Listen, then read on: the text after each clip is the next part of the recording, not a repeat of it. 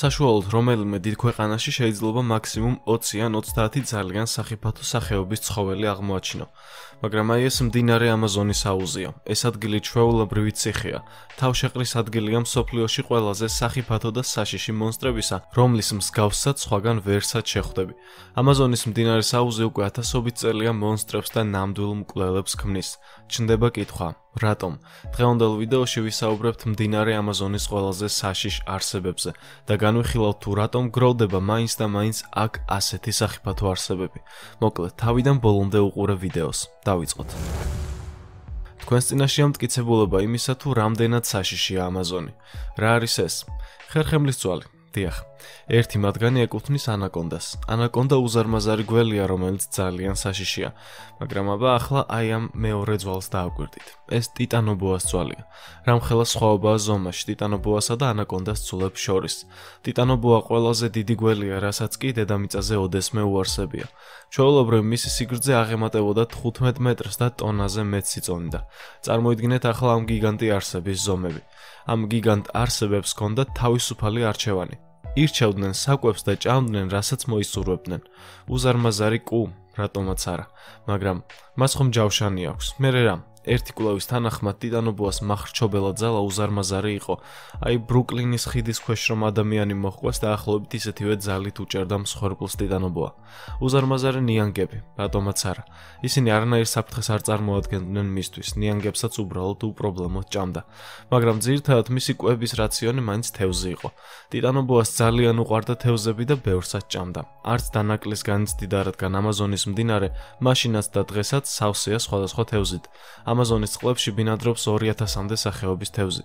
ეს შეიძლება ითქვას, რომ დედამიწის მტკნარწყლიანი ფაუნის მესამედია. მოდი მაინც დასაწყისში დასმულ კითხვას გავცეთ პასუხი. რატომ ქმნის ამაზონის აუზი ასეთ საშინელ მონსტრებს? ისეთს, როგორიც ტიტანობოა. ერთ-ერთი მთავარი მიზეზი ეს ჰავა. გველი იდეალურად გრძნობდა თავს ამაზონის ჯუნგლებში. ტიტანობოას ზომა განპირობებული იყო იმ კლიმატით, რომელშიც ცხოვრობდა.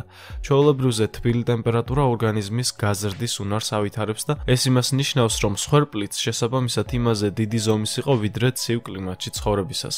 მისი ხანგრძლივი სიცოცხლე ტბებში მუდმივი წვიმებით და მდიდარი მცენარეული საფარით და ცხოველური რესურსით იყო გამოწვეული. მიუხედავად იმისა, რომ ტიტანობოა გადაშენდა, ეს საერთოდ არ ნიშნავს იმას, რომ ამაზონის მდინარე და ზოგადად ამაზონის ჯუნგლები უსაფრთხოა. აქ მსოფლიოში ყველაზე სახიფათო მონსტრები ბუდობენ, ასე რომ ვისაუბროთ კიდევ რამდენიმე მათგანზე. დიდარი და უნიკალურია ამაზონის მცენარეული და ცხოველთა სამყარო. ყველა ფიქრობს, რომ ამაზონის აუზის ტერიტორია ყველაზე სახიფათოა, რადგან აქ არსებული ბინადარნი მუდამ თავს ესხმიან ადამიანს. რეალურად ეს სტატისტიკა ცოცხალი არსებების მრავალფეროვნებითაა გამოწვეული. რადგანაც მსოფლიოში ყველაზე მრავალფეროვანი აქ ბუნება, შესაბამისად უფრო მეტი ისეთი არსება მოიძებნება, რომელიც აგრესიულია და თავს ესხმის ადამიანს. შხამიანი არსებების გამრავლება როგორც წესი დაკავშირებულია სითბოსთან. სადაც უფრო თბილი კლიმატია, იქ უფრო მეტად მრავლდება შხამიანი არსება. ამაზონი კი ზუსტად ასეთი ადგილია.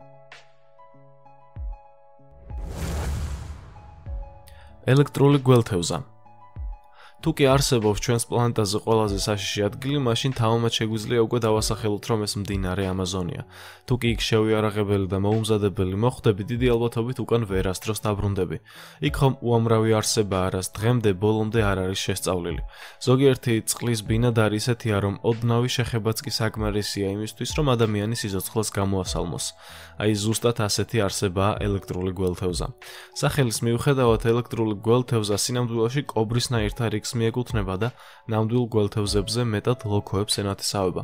ეს უცნაური არსება ბინადრობს სამხრეთ ამერიკაში, ამაზონისა და ორინოკოს აუზებში, სადაც მსხვერპლის დაჭერისთვის და თავდაცვისთვის ძალიან ძლიერ ელექტრულ მუხტებს იყენებს. პროფესიონალ მეთევზეების ხელში აღმოჩნდა ელექტრული გველთევზა. აღნიშნული გველთევზა 2 მეტრზე მეტია სიგრძით, ხოლო წონა დაახლოებით 20 კილოგრამი აქვს.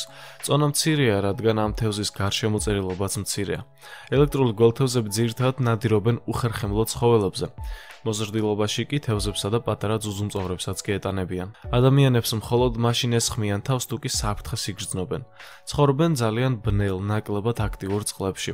ელექტრული გველთევზის თვისებების გამო მეცნიერები მას დიდი ხნის განმავლობაში აკვირდებოდნენ, თუმცა განსვიფრებულნი იყვნენ ამ სახეობით. ამაზონში ბინადრობს ყველაზე დიდი მტკნარი წყლის თევზი, არაპაიმა, რომელიც დაახლოებით 4.5 მეტრის სიგრძის იზრდება. Როგორც აღვნიშნეთ, აქ უამრავი სახეობის თევზია, თუმცა არც ერთი მათგანი არ გამოიყურება ისე შთამბეჭდავად, როგორც არაპაიმა. ეს მტკნარი წყლის თევზია, რომელიც ქაშაყისნაირთა რიგს მიეკუთვნება. დაახლოებით 5 მეტრამდე იზრდება სიგრძით და ასეთი სიგრძის მიუხედავად წონით მხოლოდ 200 კილოგრამამდე აღწევს. ყრის მსხვილ კვერცხებს იკვებება თევზითა და უხერხემლო ცხოველებით. ძირითადად გვხვდება ამაზონის აუზში. ბიოლოგები ამ თევზს როგორც ცოცხალ ნამარხს ისე მოიხსენიებენ.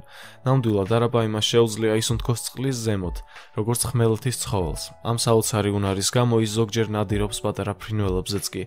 ჩვენს დროში გიგანტური არაპაიმა მცირე რაოდენობით შემორჩა, ამიტომაც მათი დაჭერა ძალიან რთულია. ბიოლოგებმა შეძლეს, რომ დაეჭირათ საშუალო ზომის არაპაიმა, რომელიც ისევ ამაზონის მდინარეში დააბრუნეს. ზემოხსენებულმა პროფესიონალმა მეთევზეებმა დაიჭირეს ის, რომელსაც გადაუღეს ვიდეოები და ფოტოები და უკან დააბრუნეს მდინარეში. რეალურად უფრო მეტხანს ვერ გაიჩერებდნენ ამ თევზს ხელში, რადგან ის ძალიან ძლიერია და მისი წყლიდან ამოყვანა უბრალოდ ურთულესია. როდესაც ამაზონის მტაცებელ ბინადრებზე ვსაუბრობთ, როგორ არ ვისაუბროთ ანაკონდაზე, მსოფლიოში ყველაზე დიდ გველზე, რომელიც დღეს არსებობს. ის ბინადრობს მთელ ტროპიკულ სამხრეთ ამერიკაში, აღმოსავლეთით კორდილიერებიდან კუნძულ ტრინიდადამდე. გვიანის, ბრაზილიისა და ჩრდილო-აღმოსავლეთ პერუს წყალსატევების სანაპიროებზე. სხეულის საშუალო ზომა ზრდასრული ანაკონდისა 6 მეტრს აღწევს, მაგრამ იშვიათ შემთხვევაში 10 მეტრიანი ეგზემპლარებიც აღმოუჩენიათ. ყველაზე გრძელი ანაკონდა, რომელიც აღმოსავლეთ კოლუმბიაში დაიჭირეს და გაზომეს, სიგრძეში 11 მეტრი და 53 სანტიმეტრი იყო. ანაკონდას საყვარელი ადგილებია მდორე მდინარეები და ტბები, ჭაობიანი ამაზონისა და ორინოკოს აუზები. ასეთ უკაცრიელ ადგილებში ანაკონდა მარტივად უსაფრდება მსხვერპლს. ეს შეიძლება იყოს სხვადასხვა ზომის ძუძუმწოვარი, რომლებიც მდინარეზე წყლის დასალევად ჩამოდიან. წყლის ზედაპირზე მცურავ ფრინველებს ხანდახან კუებს და ახალგაზრდა კაიმანებსაც კი ეტანება ანაკონდა. კიდევ რომელი არსება წარმოგიდგება თვალწინ, როდესაც ამაზონის მდინარეს ვახსენებთ? რა თქმა უნდა, პირანია. ვისაუბროთ კიდევ ერთ ძალიან საშიშ არსებაზე. მტაცებელი თევზების ოჯახი კობრისებრთა რიგს მიეკუთვნება. ისინი სამხრეთ ამერიკის მტკნარ წყლებში ბინადრობენ. პირანიასებრთა დიდი ქარავნები თავს ესხმიან ნადავლს, მსხვერპლ სხეულიდან აგლეჯენ ხორცს და ნაკუწებად ერთ წუთში აქცევენ დიდ ცხოველს. ადამიანისთვის განსაკუთრებით საშიშია მსხვილ პირანიასებრთა 4 სახეობა, რომელთაგანაც ყველაზე მეტად ცნობილია 30 სანტიმეტრამდე სიგრძის ჩვეულებრივი პირანია.